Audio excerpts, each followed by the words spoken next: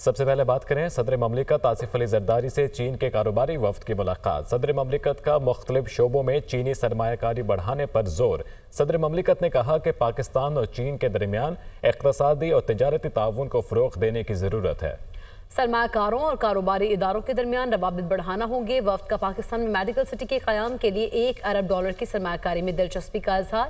وفد کا زراعت، لائف سٹاک، توانائی، ٹرانسپورٹ اور مینوفیکچرنگ میں سرمایہ کاری میں بھی دلچسپی کا اظہار۔ صدر آصف علی زرداری نے کہا پاکستان اور چین کے درمیان گہرے اور تاریخی برادرانہ تعلقات ہیں۔ پاکستان اور چین کے درمیان کئی دہائیوں پر محیط گہری دوستی ہے۔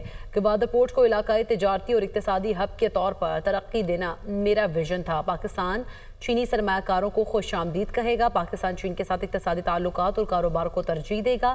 پاکستان چینی سرمایہ کاروں کو ہر ممکن سہولت اور مدد فراہم کرنے کے لیے پرعزم ہے، جبکہ سندھ میں چینی زبان کے کورسز متعارف کرائے گئے ہیں۔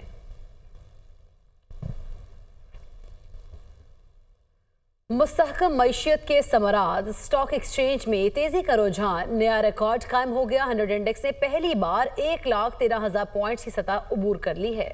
100 انڈیکس میں 2,640 پوائنٹس کا اضافہ۔ 100 انڈیکس 1,13,450 پوائنٹس پر ٹریڈ کر رہا ہے۔ تفصیلات لیں گے، علی مہدی ہمارے ساتھ موجود ہیں۔ علی، آگاہ کیجیے گا۔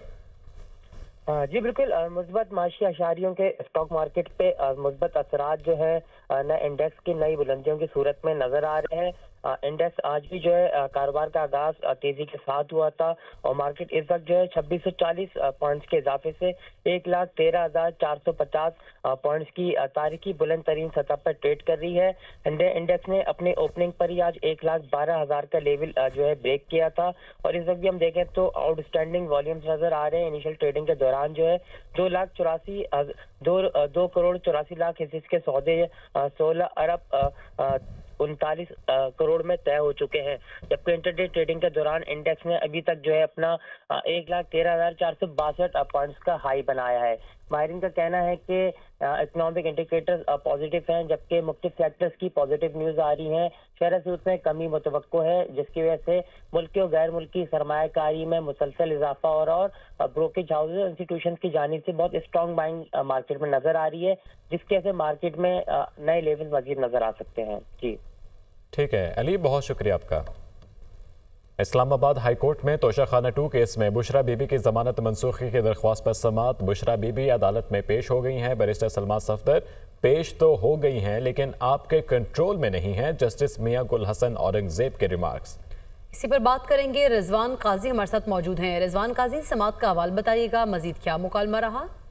جی، اسلام آباد ہائی کورٹ نے بشرا بی بی کی ضمانت منسوخی کے لیے FIA کی درخواست نمٹا دی ہے۔ آج جسٹس میاں گل حسن اورنگزیب کی عدالت میں سماعت کے دوران بشرا بی بی عدالت میں پیش ہوئی اور ان کے وکیل بیرسٹر سلمان صفدر نے عدالت سے کہا کہ بشرا بی بی عدالت میں پیش ہو گئی ہیں، جس پر جسٹس میاں گل حسن اورنگزیب نے ریمارک کیا کہ پیش تو ہو گئی ہیں لیکن آپ کے کنٹرول میں نہیں ہیں، ان کیسز کو سنجیدہ لیں۔ کیا آپ کو ٹرائل کورٹ نے ہر تاریخ پر استثناء دیا ہے؟ جس پر بیرسٹر سلمان صفدر نے کہا کہ ہفتے میں 3 سماعتوں کا ٹرینڈ چل رہا ہے۔ عدالت نے استفسار کیا کہ کب بشرا بی بی کو ٹرائل میں حاضری سے استثناء ملا، جس پر وکیل نے بتایا کہ 23 اکتوبر کو کوئی سماعت نہیں ہوئی، بتایا گیا سیکورٹی تھریٹس ہیں۔ 26 اکتوبر کو جج چھٹی پر تھے اور کوئی ڈائریکشن کیس نہیں ہے، پھر بھی مختصر تاریخیں پڑ رہی ہیں۔ 29 اکتوبر کو بشرا بی بی میڈیکل کنڈیشن کی وجہ سے پیش نہیں ہوئی، استثناء ملا۔ 2 نومبر کو بشرا بی بی عدالت کے سامنے پیش ہوئی اور بریت کی درخواست دائر کی۔ 5 نومبر بشرا بی بی پیش نہیں ہوئی اور استثناء کی درخواست دائر کی۔ 8 نومبر کو بشرا بی بی عدالت کے سامنے پیش ہوئی۔ 12 نومبر کو سماعت نہیں ہوئی اور 14 نومبر کو بشرا بی بی کو استثناء ملا۔ اور اس موقع پر جسٹس میاں گل حسن اورنگزیب نے کہا کہ ہائی کورٹ اگر ضمانت دیتی ہے تو ملزم اگر پیش نہ ہو تو ٹرائل کورٹ ضمانت کینسل کر سکتی ہے، یہ ہائی کورٹ کے آرڈر میں توہین عدالت نہیں ہوگی۔ عدالت نے ریمارک کے بعد بشرا بی بی کی ضمانت منسوخی کے لیے FIA کی جو درخواست ہے وہ نمٹا دی ہے۔ جی ٹھیک ہے، بہت شکریہ رضوان قاضی، اب ہمیں آگاہ کر رہے تھے۔ وفاقی وزیر داخلہ محسن نقوی سے بانی تحریک انصاف پارلیمنٹیرینز پرویز خٹک کی ملاقات۔ باہمی دلچسپی کے امور، ملک کی مجموعی صورتحال اور سیاسی امور پر تبادلہ خیال ہوا۔ ملاقات میں خیبر پختونخوا میں امن و امان کے قیام سے متعلق اقدامات پر بھی گفتگو۔ دونوں رہنماؤں کا پاکستان کی ترقی میں رکاوٹیں ڈالنے والے عناصر کا ڈٹ کر مقابلہ کرنے کے عزم کا اعادہ۔ پرویز خٹک نے اسلام آباد میں احتجاج کے دوران حملے میں شہید پولیس اور رینجرز اہلکاروں کی شہادت پر گہرے دکھ اور افسوس کا اظہار کیا۔ وزیر داخلہ محسن نقوی نے کہا پاکستان ہم سب کا ہے اور سب نے مل کر اسے آگے لے کر جانا ہے۔ عوام صرف اپنے مسائل کا حل چاہتے ہیں۔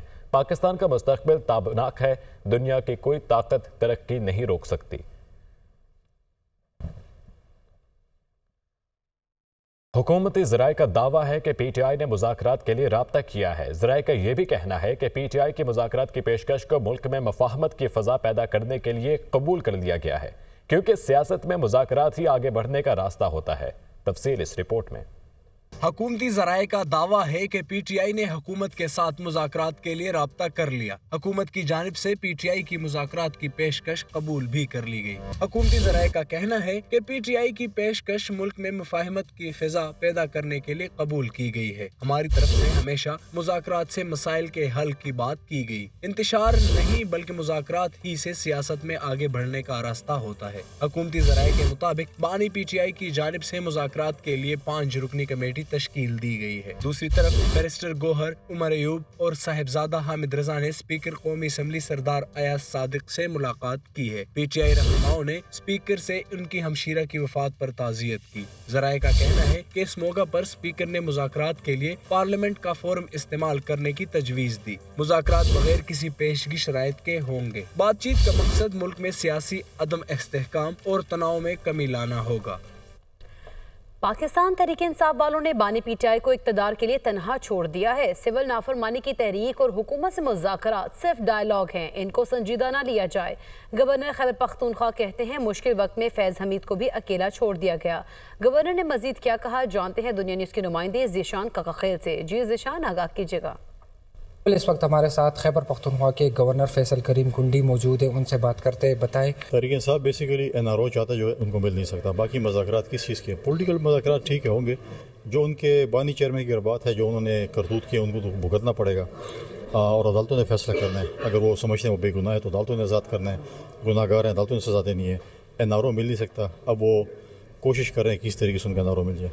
فیض حمید کا معاملہ بڑا گرم ہے آج کل، کیا سمجھتے ہیں آپ؟ اتنا گرم تو نہیں، نارمل چیز ہے۔ اگر انہوں نے غلط کام کیا اور ان کو اپنی عدالتوں نے سزا دی ہے یا ان کو انہوں نے دیکھا کہ ان کے خلاف ثبوت ہیں تو آپ اور میں اور فیض حمید میں تو فرق نہیں ہے، ہر کوئی پاکستان کا شہری ہے۔ سول نافرمانی کی باتیں ہو رہی ہے، ان کو اتنا سیریس نہ لیا کریں، ہمیشہ جو ہے نا وہ ڈائلاگ مارتے ہیں اور پھر یو ٹرن لے لیتے ہیں، اتنا سنجیدہ نہ لیا کریں ان کو۔ جی بالکل، بہت شکریہ۔ آپ نے سنا کہ پاکستان تحریک انصاف کے رہنماؤں کو سیریس نہ لیا جائے کیونکہ یہ لوگ ڈائلاگ مارتے ہیں۔ گلگت بلتستان کی وادی شگر میں موسم سرما کی پہلی برف باری کا سلسلہ شروع ہو گیا۔ برف باری کے ساتھ ہی سردی کی شدت میں اضافہ ہو گیا۔ مزید جانتے ہیں ہمارے نمائندے عابد شگری سے۔ جی بالکل، وادی شگر میں موسم سرما کی پہلی برفباری کا سلسلہ شروع ہو چکی ہے۔ کل یہاں پہ ہلکی برفباری ہوئی تھی، تاہم رات گئے سے برفباری کی جو سلسلہ دوبارہ شروع ہو چکا ہے اور اس وقت بغیر وقفے کے برفباری کا سلسلہ جاری ہے۔ اس وقت پوری وادی جو ہے برف کی سفید چادر وادی نے اوڑھ لی ہے اور جہاں پہ دیکھیں تو سفیدی ہی سفیدی نظر آتی ہے۔ جبکہ یہاں پہ ضلعی ہیڈ کوارٹر کی بات کی جائے، یہاں پہ اب تک 1 انچ سے زائد برفباری ریکارڈ کی جا چکی ہے۔ اس وقت یہاں پہ سڑکوں میں بالکل ٹریفک غائب ہے۔ یہاں پہ آنے والے جو ٹورسٹ ہیں وہ ان برفباری سے خوب لطف اندوز ہو رہے ہیں۔ سیاحوں کا کہنا تھا کہ وہ یہاں پہ برفباری دیکھنے آئے تھے اور برفباری دیکھ کے انہیں کافی خوشی محسوس ہو رہے ہیں۔ جی، کوئٹہ سمیت بلوچستان کے بیشتر اضلاع میں موسم شدید سرد۔ دوسری جانب گیس کی غیر اعلانیہ لوڈ شیڈنگ کی وجہ سے شہریوں کو مشکلات کا بھی سامنا ہے۔ مزید جانیں گے کوئٹہ سے ہمارے نمائندے حسن بٹ سے۔ جی حسن بٹ، بتائیے گا کن مشکلات کا سامنا کرنا پڑ رہا ہے لوگوں کو؟ ہاں جی بالکل، کوئٹہ سمیت بلوچستان کے بیشتر اضلاع میں موسم سرد اور خشک، جبکہ بلوچستان کے پہاڑی علاقوں میں موسم جو ہے شدید سرد ریکارڈ کیا جا رہا ہے۔ اس وقت اگر بات کی جائے یہاں پر درجہ حرارت کی تو محکمہ موسمیات کے مطابق کوئٹہ میں کم سے کم درجہ حرارت اس وقت -5 ڈگری سینٹی گریڈ ریکارڈ کیا جا رہا ہے، جبکہ کلات اور زیارت میں اس وقت -6 ڈگری سینٹی گریڈ ریکارڈ کیا جا رہا ہے۔ ساتھ ہی ساتھ میں آپ کو یہ بتاتا چلوں کہ محکمہ موسمیات کے مطابق چمن اور جوب میں اس وقت -2 ڈگری سینٹی گریڈ ریکارڈ کیا جا رہا ہے، جبکہ نوکرنی میں -1 ڈگری سینٹی گریڈ ریکارڈ کیا جا رہا ہے۔ ساتھ ہی ساتھ یہاں پر اگر چند عوامی مشکلات کا ذکر کیا جائے تو اس شدید سردی کے موسم میں گیس کی غیر اعلانیہ لوڈ شیڈنگ کی وجہ سے شہری پریشان دکھائی دیتے ہیں اور جو گھریلو معاملات ہیں وہ مفلوج ہو کر رہ گئے ہیں۔ شہری مجبور ہیں کہ وہ LPG گیس خریدیں یا پھر لکڑیاں خریدنے میں مجبور ہو چکے ہیں۔ جو شہری ہیں ان کا حکومت سے یہی مطالبہ ہے کہ شدید سردی کے موسم میں گیس کی غیر اعلانیہ لوڈ شیڈنگ کا نوٹس لیا جائے۔ جی इस्लामाबाद में सर्दी की शिद्दत में इजाफा हो गया। बारिश न होने से खुश्क सर्दी भी बढ़ गई है। मौसम की आज की क्या सूरत हाल है, ये जानेंगे हरीम जदून से। हरीम, आगाह कीजिएगा, कैसी सूरत हाल है मौसम की?